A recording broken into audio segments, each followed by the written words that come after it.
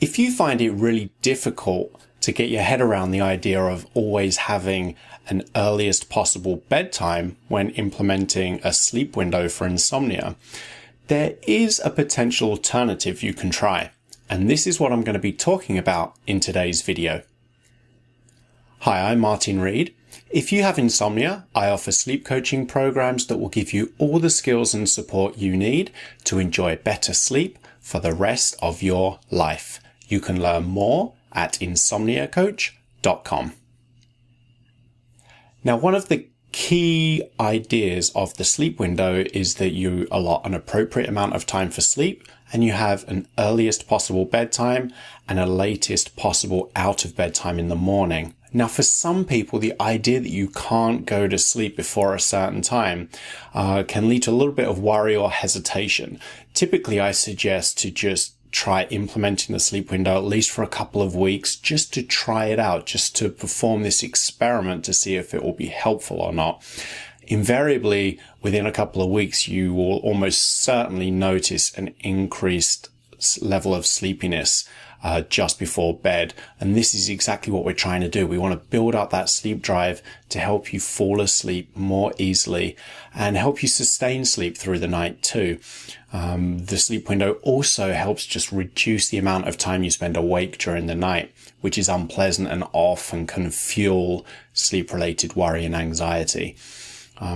If, however, you really find the idea of, let's say, avoiding sleep before 11 p.m. really difficult, what you can do is, instead of giving yourself this really rigid earliest possible bedtime, you can be a little bit more flexible. So you can implement a buffer zone, a wind down time. So let's say if your sleep window would otherwise start at 11 p.m., at 10 p.m., an hour before this sleep window, that's time for you to just unwind and pursue activities that you just find relaxing and enjoyable. Doesn't really matter what you do, as long as you find it pleasant.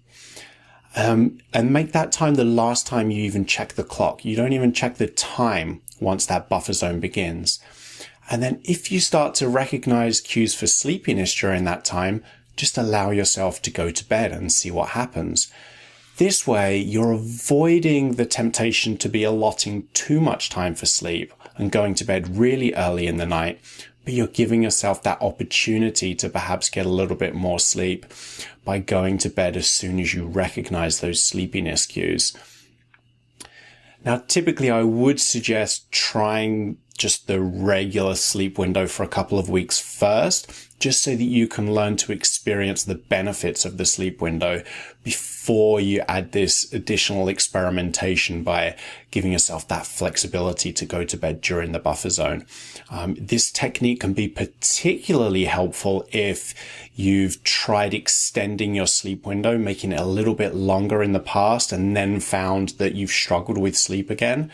So if you're one of these people that has tried to extend the sleep window, but then kind of felt like you've taken some steps backward, and then you revert the sleep window back to what it was before and you sleep fine. So every time you're extending it out, you're struggling. Sometimes this can be a good alternative to extending the sleep window itself, just giving yourself that opportunity to go to bed if you recognize sleepiness during that buffer zone. So I hope you found this short video helpful. If you did, please click the like button and subscribe to the channel, and click the notification bell so you don't miss any future videos. I do try and share some new sleep snippet videos every week. If you have any questions, comments, feedback, or suggestions for a future video, please leave a comment below, or you can email me directly. My email address is hello@insomniacoach.com. Thanks for watching. And as always, I'd like to leave you with this important reminder. You can sleep.